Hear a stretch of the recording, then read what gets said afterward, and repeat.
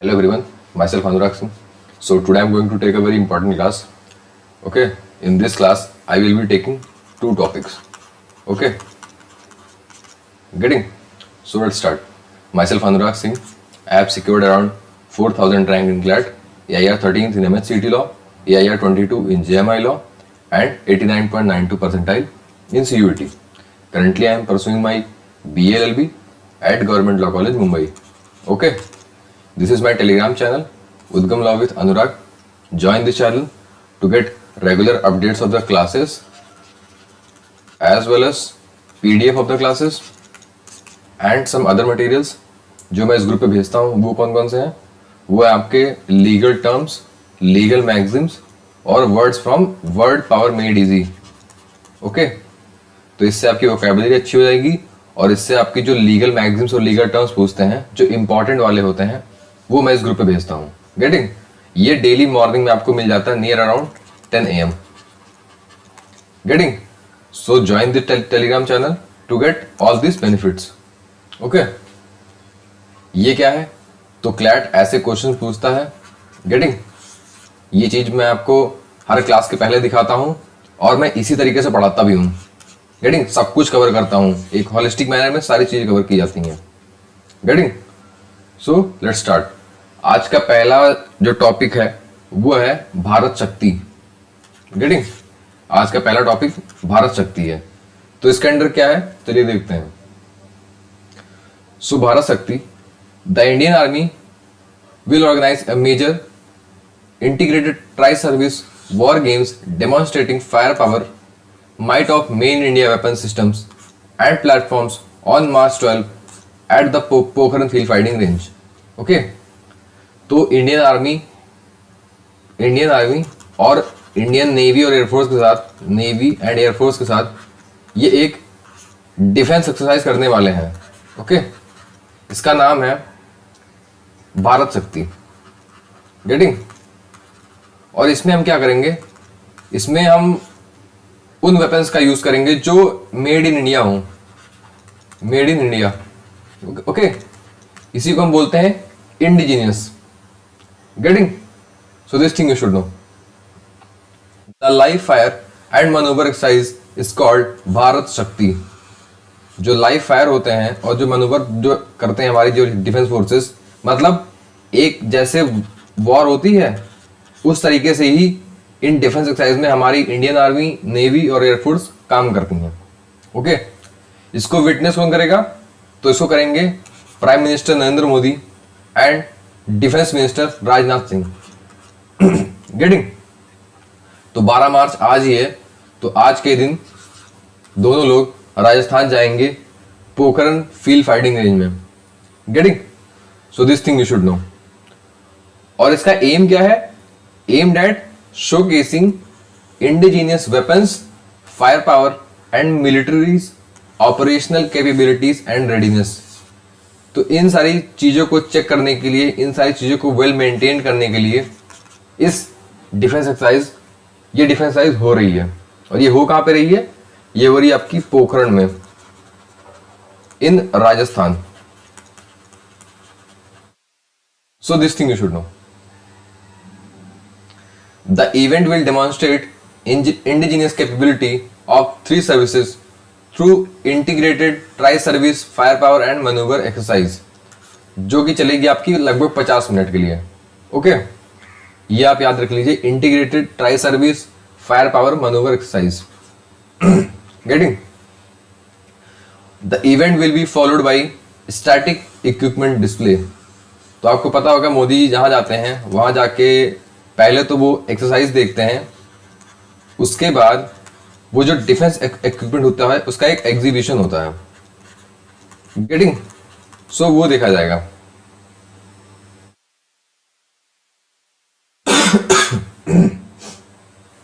Army officers ने कहा है कि ये हम इसलिए किया जाता है ताकि हम मैक्सिमम लिथेलिटी एंड पोटेंसी को अचीव कर सकें।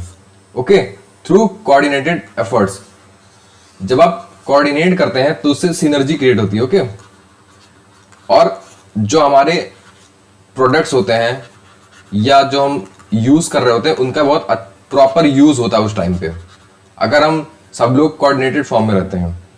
Okay, so this thing you should know. ये तो बस आपके नोट्स के लिए मैंने ये सब लिख दिया है। इसमें वही बात कही गई है कि ट्राई सर्विस एक्सरसाइज है, इंडिजीनियस प्रोडक्ट्स हैं इसमें,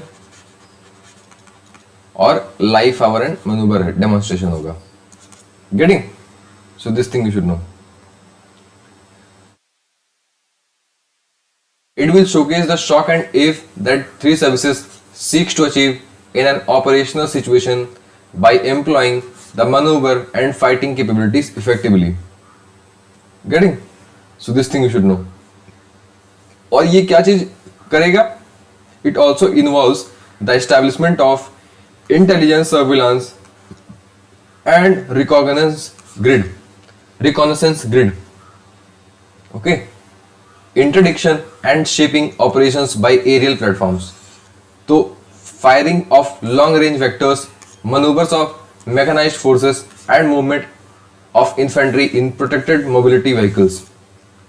तो ये सारी चीजें होंगी। मतलब इसमें आपका जो इंटेलिजेंस शेयरिंग होता है, इंटेलिजेंस शेयरिंग, और इसका यूज, आपको इंटेल मिल गया, उस इंटेल का आप यूज कैसे करते हैं अपनी आर्मी, अपनी नेवी और अपनी एयरफोर्स को, कैसे वो इंटेलिजेंस शेयर की जाती है और वो यूज कैसे करेंगे, उस बारे में भी इस डिफेंस एक्सरसाइज में देखी जाएगी। Getting? So this thing you should know. और इसमें लैंड, वाटर और एयर सब की कैपेबिलिटीज चेक की जाएंगी इसमें। Getting? So this exercise is very much important, इसीलिए इसका नाम भारत शक्ति रखा गया है। Getting? So this thing you should know. इसमें क्या क्या शोकेस किया जाएगा? तो वो होंगे आपके indigenous aircrafts, helicopters, torpedoes, unmanned aerial vehicles, counter unmanned aerial systems etcetera. Okay, उसमें क्या होंगे? आपके रोबोट्स होंगे, आर्मामेंट्स होंगे, ammunitions, 3D printed bunkers, operational logistics, alternate power solution. So ये सारी चीजें इसमें रहेंगी। ये सब आपको नहीं लिखना है, लिखना नहीं है, बस आप देख लो एक बार कि क्या क्या चीजें इसमें होंगी। Getting? So this thing you should know. अब इक्विपमेंट्स देख लेते हैं जो आर्मी, नेवी और एयरफोर्स शोकेस करेंगी।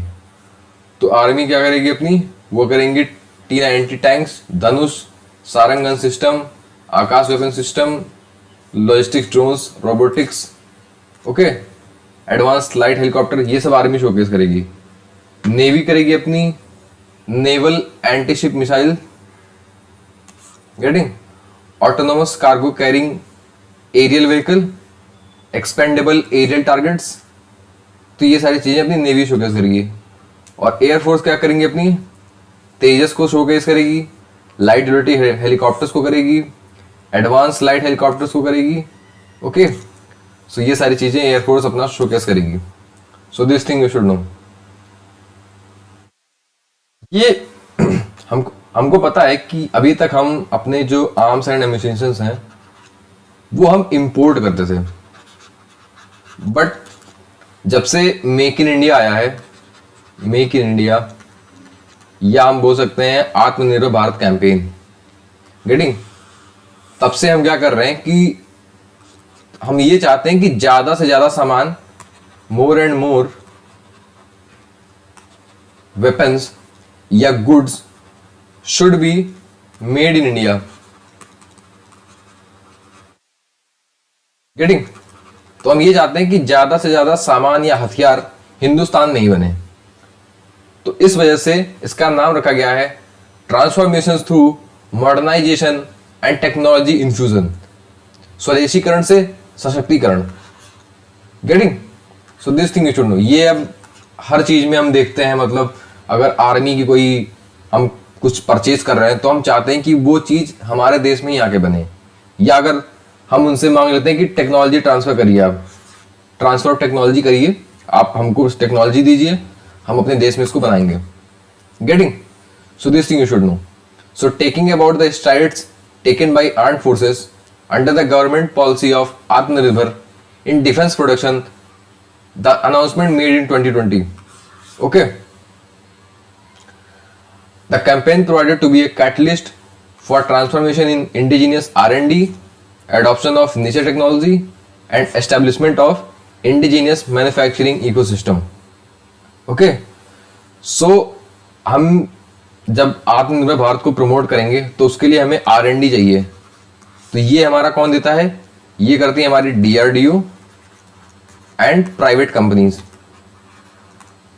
गेटिंग? सो इन सब की मदद से अब हम चाहते हैं कि हम अच्छे से अच्छा इक्विपमेंट अपने देश में ही बनाएं. सो this thing also you should know.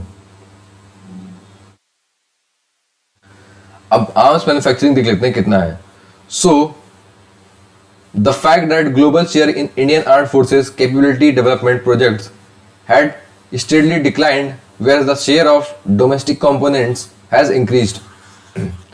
तो अब हम क्या करते हैं कि बाहर से जो बहुत ही ज़्यादा इम्पोर्टेंट कोई सामान होता है या एयरक्राफ्ट होता है या कुछ वही होता हम लेते हैं. हम मिसाइल्स बाहर से नहीं लेते. गेटिंग? बहुत कम मिसाइल्स होती हैं जो हम इसराइल जैसे कंट्री से लेते हैं, वरना हम मिसाइल्स नहीं लेते हैं. हम मिसाइल खुद ही डेवलप करते हैं. गेटिंग? हम एयरक्राफ्ट लेते हैं बाहर से, जैसे होगा आपका ये सुखोई हो गया, आपका रफेल हो गया. गेटिंग? ये ऐसे एयरक्राफ्ट हम फ्रांस, रशिया जैसे कंट्री से खरीदते हैं. एंड समवॉट हेलीकॉप्टर्स ऑल्सो, ये हम यूएस से लेते हैं. गेटिंग? बट इसमें अब गिरावट देखी जा रही है. अब हम ज्यादा नहीं इनसे परचेज करते हैं. हम सोचते हैं कि ये ट्रांसफर ऑफ टेक्नोलॉजी करें, फिर हम अपनी कंट्री बनाएंगे, या हम DRDO के साथ मिलके कोलैबोरेट करके बनाएंगे. Getting? So specific to the last year, that is 2023, subscribing fully government objective of Atmanirbhar Bharat, 98% of contracts have been concluded with Indian industry. तो आप देख रहे हो 98% कॉन्ट्रैक्ट हमने इंडियन इंडस्ट्री को दिया है कि आप देश के लिए या आप डिफेंस फोर्सेस के लिए इक्विपमेंट बनाइए. Getting? So this thing you should no.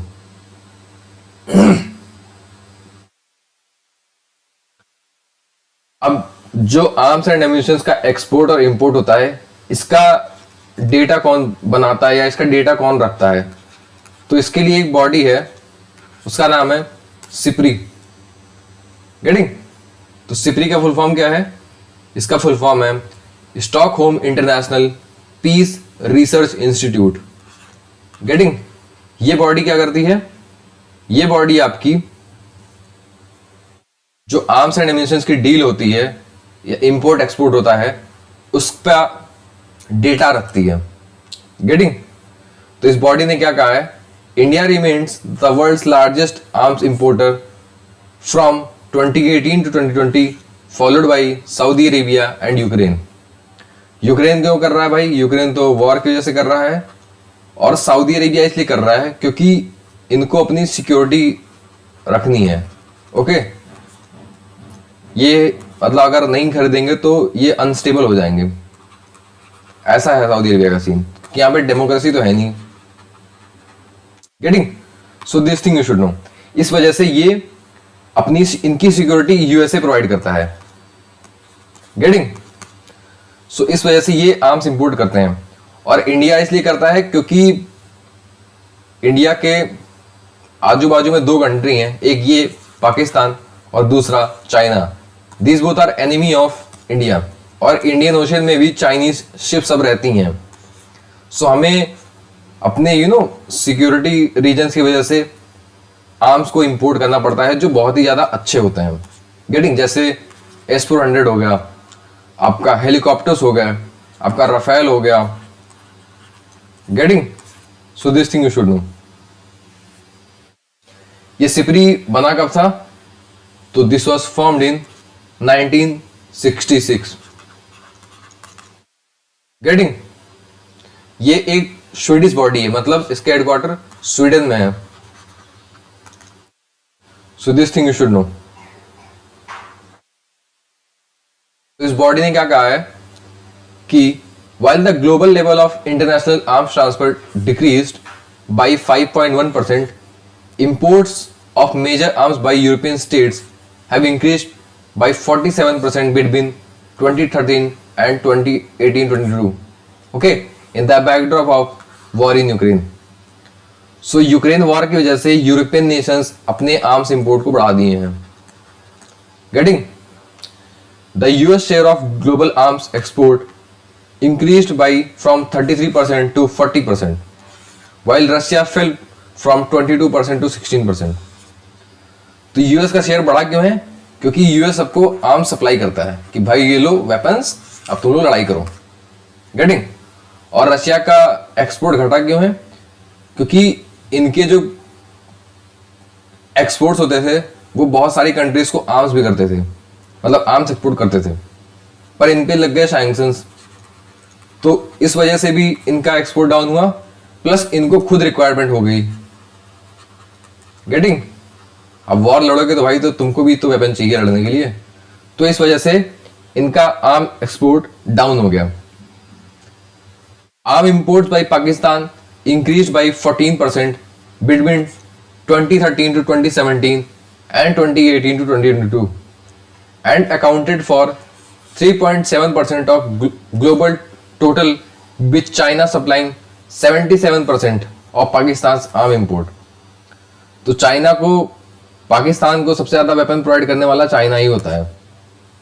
Getting. और ये इन पे एकदम डिपेंडेंट हो चुके हैं for arms and ammunitions. Getting. So this thing you should know. और ये वेपन्स चलते भी नहीं है, जब यूज करने की बारी आती है तो ये मेड इन चाइना होते हैं, तो चलते भी नहीं है. अब इंडिया का आर्म्स इंपोर्ट आउटलुक देख लेते हैं हम. With 11% share of total global arms import, India was the world's biggest importer of major arms in 2018 to 2022. Okay.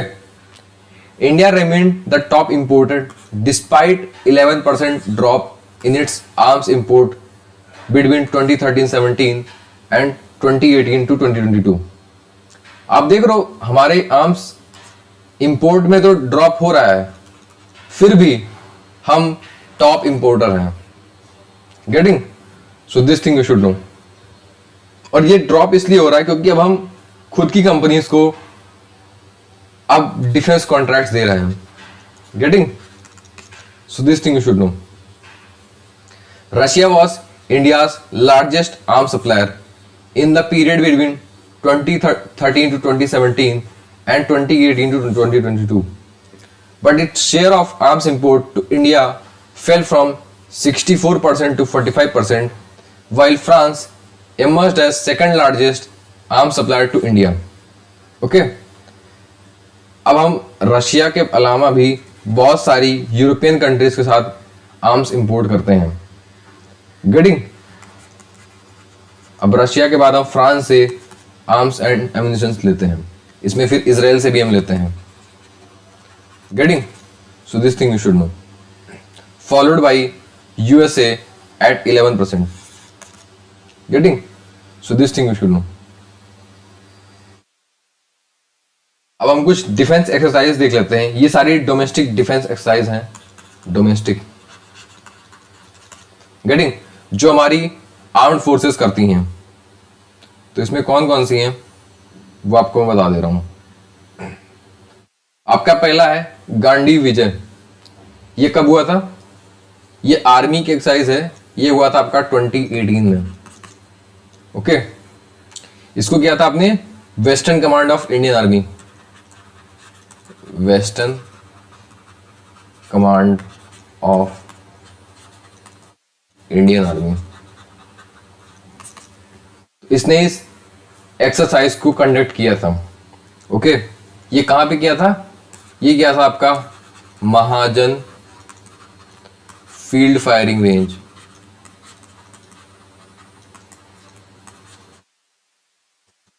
Rajasthan में. Getting. So this thing you should no. उसके बाद से ये नहीं हुआ है. आपका दूसरा है पश्चिम लहर. ये आपकी नेवी कंडक्ट करती है. ये कब हुआ था? ये हुआ था आपका 2022 में. Getting. So this thing you should know. और ये हुआ कहाँ था? ये आपका हुआ था वेस्टर्न नेवल कमांड ने इसको कंडक्ट किया था। इसको किया था आपके वेस्टर्न नेवल कमांड। तो इन्होंने इसको किया था और किसके साथ मिलकर किया था? तो उसमें पार्टिसिपेट किया था आपकी Indian navy plus Indian air force plus Indian army and Indian coast guard. Getting? So इन सब ने मिलके इसको कंडक्ट किया था। So this thing you should know. आपका तीसरा है एक्सरसाइज वायु शक्ति। ये बहुत ही ज्यादा इंपॉर्टेंट एक्सरसाइज है। इसको आपकी इंडियन एयरफोर्स कंडक्ट करती है। ये कब हुआ था? ये हुआ है आपका 2024 में। गेटिंग? ये हुआ कहां थी आपकी? ये आपकी हुई है पोखरण में। पोखरण रेंज इन जैसलमेर।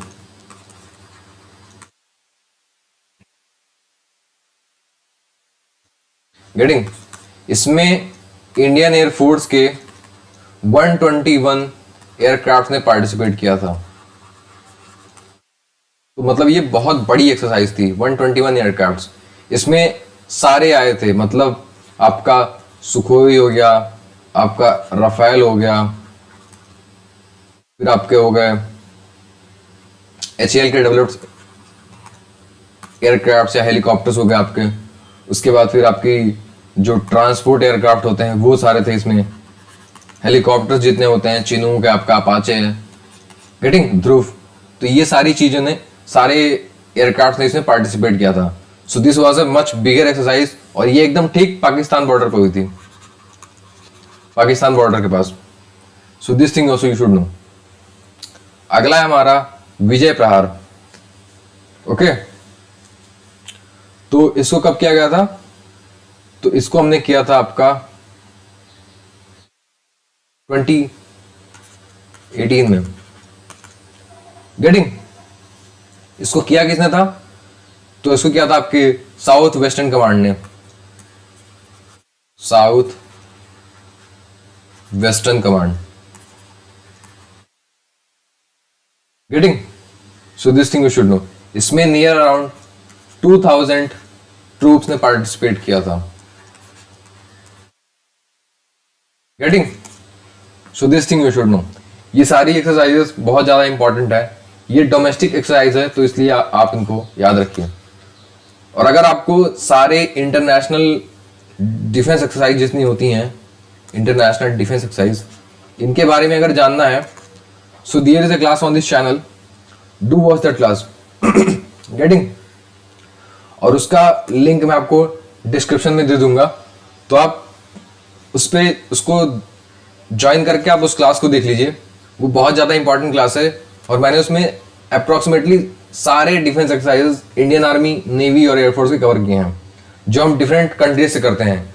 जैसे आपका यूएस हो गया, आपका फ्रांस हो गया, आपका रशिया, चाइना, इंडो पैसिफिक में जितने हम एक्सरसाइज करते हैं वो सारा उसमें कवर किया गया है। Okay, so do watch that class. अगला है MIRV टेस्ट हुआ है एक। MIRV क्या है? ये है multiple independently targetable re entry vehicle. ये एक MIRV टेक्नोलॉजी बहुत ही ज़्यादा इंपॉर्टेंट टेक्नोलॉजी होती है। इससे हम क्या करते हैं? इससे हम ये करते हैं कि अपनी मिसाइल्स के आगे हम कई सारे वॉरहेड्स लगा देते हैं। वॉरहेड्स। गेटिंग? उससे क्या होता है कि जब हमारी कोई मिसाइल अपने टारगेट को हिट करती है तो उसके पहले, हिट करने के पहले उसमें से बहुत सारे वॉरहेड्स निकलते हैं। गेटिंग? वो क्या करते हैं कि आपका जो एंटी मिसाइल सिस्टम लगा रहता है, anti missile system, defence system अगर उस कंट्री ने लगा रखा है तो उसको चकमा देने के लिए MIRV टेक्नोलॉजी बहुत ही ज़्यादा इंपॉर्टेंट है। Getting?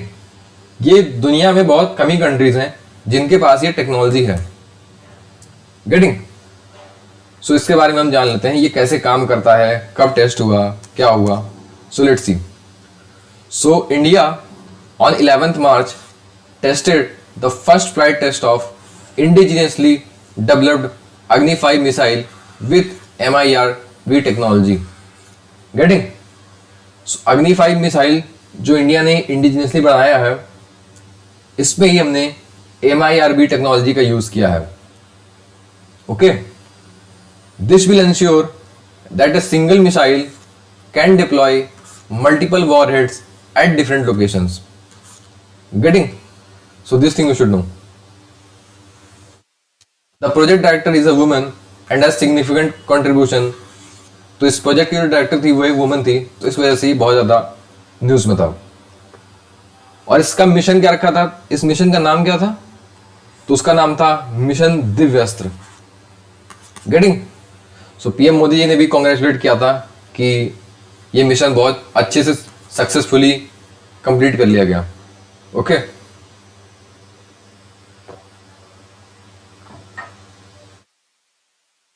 So this thing also you should know. अब MIRV कौन कौन सी कंट्रीज के पास है वो देख लेते हैं. So it has been developed by some top economies या some top defence manufacturers of the world. उसमें कौन सा आपका यूएस है, आपका रशिया है, आपका चाइना, यूके एंड फ्रांस. बस इन्हीं कंट्रीज के पास अभी तक ये MIRV टेक्नोलॉजी थी. इंडिया अब 6th कंट्री बन गया है जिसके पास खुद का एक MIRV टेक्नोलॉजी है. और ये टेक्नोलॉजी इतनी इंपॉर्टेंट है कि ये कोई कंट्री सेल भी नहीं करता. मतलब आप पैसा भी दोगे तब भी कोई कंट्री आपको ये टेक्नोलॉजी नहीं देता है. तो ये टेक्नोलॉजी आपको खुद से बनानी पड़ती है. Okay, for their intercontinental and submarine launch ballistic missiles significantly impacting global strategic balances. Getting? अब आपको लग रहा होगा ये बैलिस्टिक मिसाइल क्या है. तो there are 2 types of missiles. Okay, पहला है आपका बैलिस्टिक और दूसरा आता है आपका क्रूज. गेटिंग? ये हमारा ब्रह्मोस है. ब्रह्मोस हमारा क्रूज मिसाइल है और जो अग्नि है ये हमारी बैलिस्टिक मिसाइल है. तो बैलिस्टिक मिसाइल और क्रूज मिसाइल में अंतर क्या होता है. सो बैलिस्टिक मिसाइल एक पैराबोला के फॉर्म में चलती है. गेटिंग? मतलब ये लैंड आपका यहां से एक मिसाइल ऊपर को गई, एक मिनिमम हाइट गेन करने के बाद फिर ये नीचे को आती है. गेटिंग?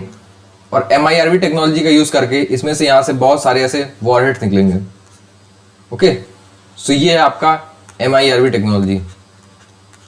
गेटिंग? जो क्रूज मिसाइल होती हैं वो ऐसे मतलब जमीन से ऊपर गई फिर सीधा मतलब parallel to earth and then it will hit its target. तो ये क्रूज मिसाइल का फंक्शन है, ये ऐसे फंक्शन करती है.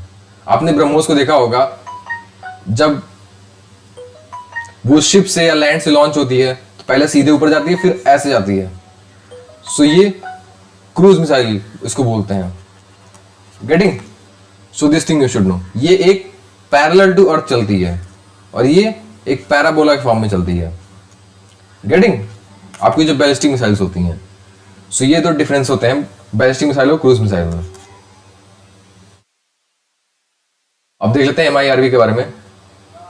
This system is equipped with indigenous avionics system and high accuracy sensor packages which ensure that re-entry vehicles reach the target points within desired accuracy.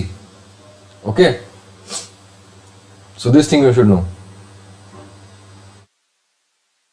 अब MIRV काम कैसे करता है. So MIRV equipment missile is launched and follows a ballistic trajectory into space. मतलब ऐसे similar to any other ballistic missile. इसके बाद इसका आता है post boost phase. After the boost phase the missile upper stage known as the bus reaches sub orbital space flight. Okay, इसमें क्या होता है कि ये मिसाइल मनूवर करती है और अलाइन करेगी विथ इट्स डेजिग्नेटेड टारगेट. इसके बाद यहाँ से टारगेट सेट हो जाता है। The bus sequentially deploys multiple warheads along with decoys and countermeasures. Each warhead can be assigned a different trajectory and targets. तो यहाँ के बाद से इसको दूसरी ट्रैजेक्टरी मिल जाती है जितने वॉरहेड्स इस पे लगे रहते हैं। Getting? So this thing you should know. Re entry और इम्पैक्ट क्या होता है? The warheads re enter the earth atmosphere independently and proceed to their respective targets. मतलब यहां से जब फिर से जब ये लैंड पे आने लगती है तो अपने टारगेट्स यहीं पे सेट करके ये इंडिपेंडेंटली अपने टारगेट्स को हिट करती है। गेटिंग? सो देख रहे हो आप ये कितना ज्यादा इंपॉर्टेंट टेस्ट था ये, और ये फर्स्ट टाइम में ही इंडिया ने सक्सेसफुली इसको टेस्ट किया है। सो this thing you should no.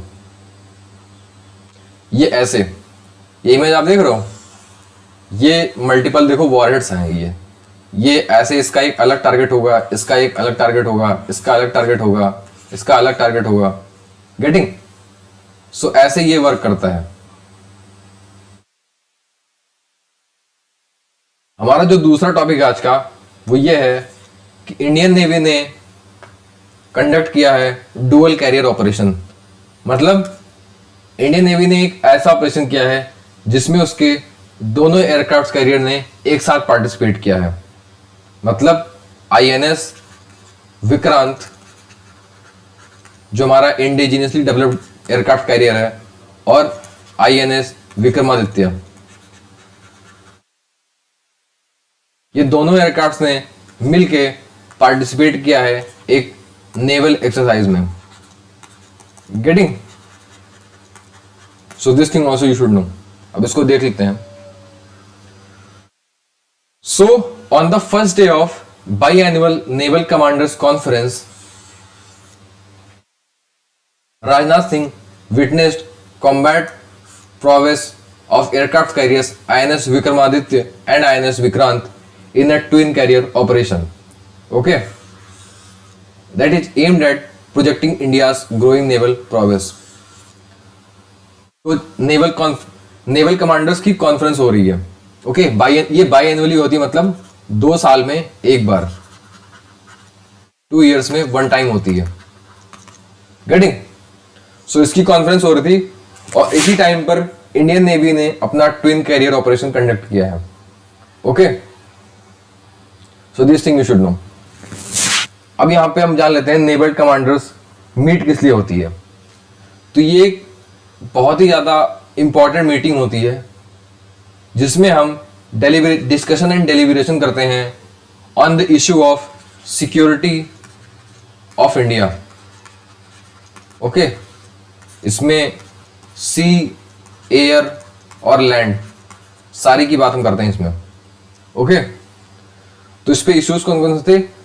Issues including चाइना's growing military forays into the Indian Ocean, as well as the situation arising out of Houthi militants targeting various cargo vessels in the Red Sea and adjoining areas. तो आपको पता होगा कि अभी क्या है, ये India है,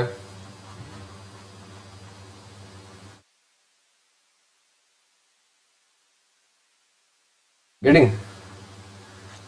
ये हमारा अरेबियन सी है, ये हमारा बे ऑफ बंगाल है, और नीचे क्या है हमारा इंडियन ओशन। तो अब क्या हो रहा है कि यहां पर ऑलरेडी टेंशंस बहुत ज्यादा हाई हैं। यहां पे हूती मिलिटेंट्स बहुत ही ज्यादा कार्गोस को अटैक कर रहे हैं, शिप्स को डिस्ट्रॉय करने की कोशिश कर रहे हैं। तो इस वजह से अरेबियन सी में इस तरफ बहुत ही ज्यादा टेंशंस हाई हैं। और दूसरी चीज ये है कि चाइना की जो शिप्स हैं वो इंडियन ओशन में अपनी प्रेजेंस बना रही हैं धीरे धीरे। तो इस दोनों चीजों को काउंटर करने के लिए, प्लस जो आपका होता है drug supply and everything from Pakistan and China, इन चीजों को काउंटर करने के लिए ये कॉन्फ्रेंस बहुत ज्यादा इंपॉर्टेंट होती है। Getting? So this thing you should know. इसमें पार्टिसिपेट किसने किया था इस कॉन्फ्रेंस में? तो आपके chief of defence staff general Anil Chauhan along with navy chief admiral R Harikumar and army chief Manoj Pande and air force chief V R Chaudhari. तो इन सब लोगों ने इस कॉन्फ्रेंस को अटेंड किया था। Wait a second.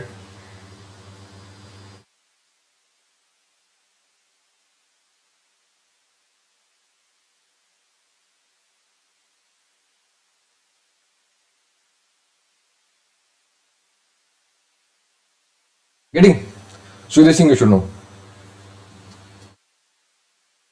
They will engage with naval commanders on a wide range of issues, including ways to boost tri-service convergence. Okay?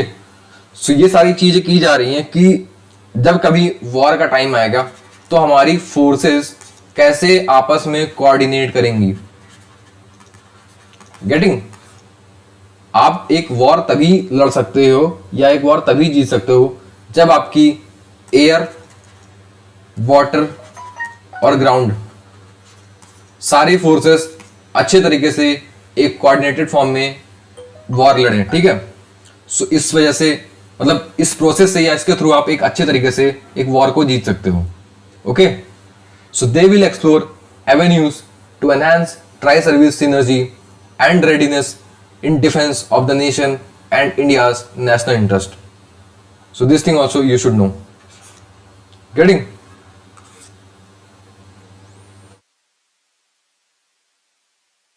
ये किया किस लिए गया था? ये किया गया था for strategic clarity, operational excellence, technological innovation and international cooperation. Okay? So this thing you should know.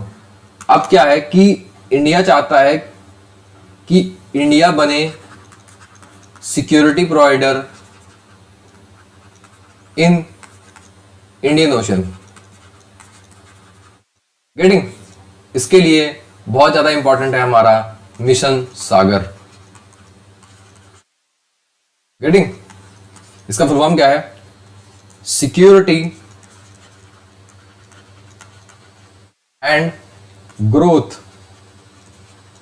For all in the region. तो इंडियन गवर्नमेंट का है कि बहुत ज्यादा इंपॉर्टेंट प्रोग्राम है, सागर इनिशिएटिव इंडिया का है। इसमें हम क्या करते हैं कि हम इंडियन ओशन में आने वाले जितने भी कंट्रीज हैं इनके ऊपर अगर कोई कोई कैलामिटी आ गई या कोई वॉर की टाइप की सिचुएशन है तो उसमें हम सिक्योरिटी प्रोवाइड करते हैं। Getting? So this thing also you should know. The conference serves as platform for naval commanders to discuss important security issues at military strategic level as well as interact with senior government functionaries under an institutionalized framework. Okay? So this thing you should know. इसलिए ये conference बहुत ज़्यादा important हो जाती है। मतलब जो हमारे 3 विंग्स हैं, आर्मी, नेवी, एयरफोर्स, इनके बीच में तो कॉन्टैक्ट्स, डिस्कशन, डेलिब्रेशन होता है। इसके अलावा भी गवर्नमेंट के इसमें रिप्रेजेंटेटिव होते हैं, उनके साथ भी एक अच्छे से डिस्कशंस एंड डेलिब्रेशंस होते हैं। Getting? So this thing you should know. So ये है हमारा आईएनएस विक्रमादित्य और ये विक्रांत, ये 2 नेवल हमारे एयरक्राफ्ट कैरियर्स हैं। एयरक्राफ्ट कैरियर बोलते हैं इनको। Getting? So this thing you should no. इनके बारे में हम जान लेते हैं। सो आईएनएस विक्रमादित्य जो है ये आपका, इसका पुराना नाम, इसको हमने लिया था रशिया से। INS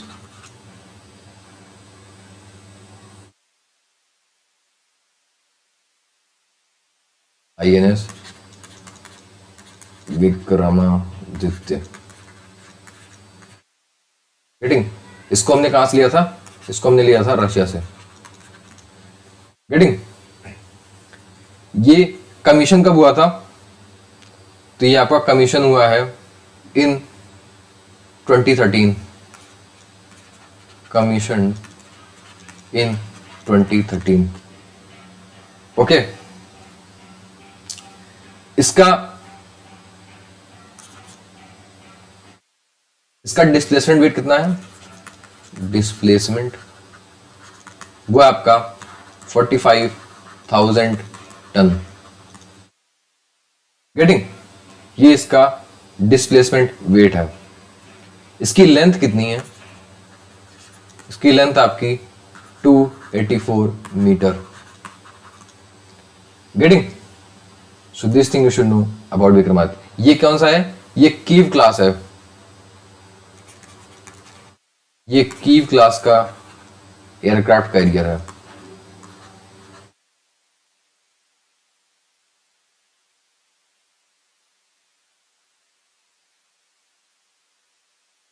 getting? This thing you should know. दूसरा है हमारा आईएनएस विक्रांत।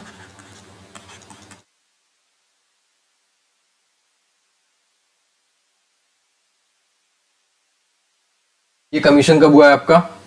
ये आपका कमीशन हुआ है इन 2022।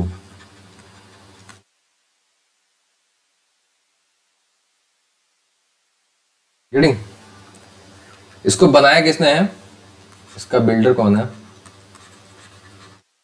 वो आपका Cochin shipyard limited. Cochin shipyard limited. Getting? इसका डिस्प्लेसमेंट कितना है? तो इसका भी है डिस्प्लेसमेंट 45,000 टन।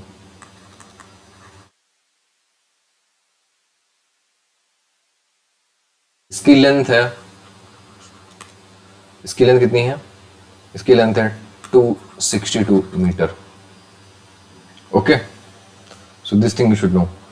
इसका मोटो क्या है? दोनों के मोटो भी आप जान लो। इसका मोटो क्या है? इसका मोटो है I defeat those who fight against मी।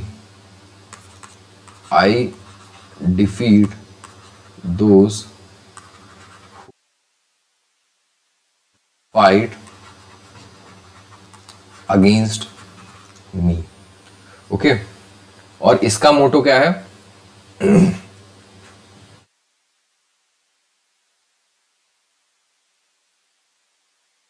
इसका मोटो है strike for strike sure. Okay, so ये मोटो है आपका विक्रमादित्य का और ये मोटो है आपका विक्रांत का। Okay, so this thing you should know. इसका एक और भी नाम है। इसका जो रशियन में नाम था वो था आपका एडमिरल गोरशोव।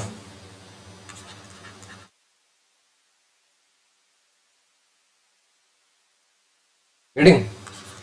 तो ये इसका नाम था रशियन में। और इसको क्या बोलते हैं? इसको बोलते हैं IAC-1, indigenous aircraft carrier 1। Okay, Indian aircraft carrier 1, IAC-1 बोलते हैं इसको। Getting? So this thing you should know. तो ये दोनों हो गए हमारे एयरक्राफ्ट कैरियर्स के बारे में। ये बहुत ही ज्यादा इंपॉर्टेंट होते हैं। किस लिए? आपकी वाटर को सिक्योरिटी करने के लिए। आपके वाटर को मतलब आपके EEZ को या आपके मेरीटाइम को। ओके, मेरीटाइम एंड ट्रेड में भी इंडियन नेवी का बहुत ही ज़्यादा इंपॉर्टेंट रोल होता है। ओके, और ये दोनों एयरक्राफ्ट कैरियर बहुत ज़्यादा हेल्प करते हैं इंडियन नेवी को in Indian Ocean, in entire Indian Ocean and in Arabian Sea and Bay of Bengal. Getting? So this thing you should know. इन सबकी बात कर रहे हैं तो हम DRDO की बात कर लेते हैं। सो DRDO was established in 1958 after combining technical development establishment of Indian Army and Directorate of Technical Development and Production with the Defense Services Organization. Okay, सो ये दोनों बॉडीज को मिलके बनाया गया था आपका DRDO। गेटिंग? ये बहुत ही ज्यादा इंपॉर्टेंट बॉडी है। DRDO आती किसके अंडर है? तो ये आती है under the administrative control of ministry of defence, government of India. Okay, इसके मिनिस्टर कौन है? तो वो है आपके Rajnath Singh. Getting? So this thing you should no. कैसे बना था? कंबाइन किया गया था दो बॉडीज को, उनका नाम है technical development establishment and directorate of technical development and production. Okay, starting with 10 laboratories, DRDO now has grown to a network of 52 laboratories. Okay, इसमें क्या होता है, ये डेवलप करते हैं technology like aeronautics, armaments, electronics, combat vehicles, engineering systems, missiles, advance computing, ये सारी चीज़ें आपका DRDO बनाता है। ओके, ये एक प्रीमियर बॉडी है इंडिया की। ओके, ये सबसे ज़्यादा डिफेंस के इक्विपमेंट बनाते हैं फॉर इंडिया। इनका इस समय चीफ कौन है? तो उनका नाम है Sameer V Kamat. Okay, he is the present DRDO chief.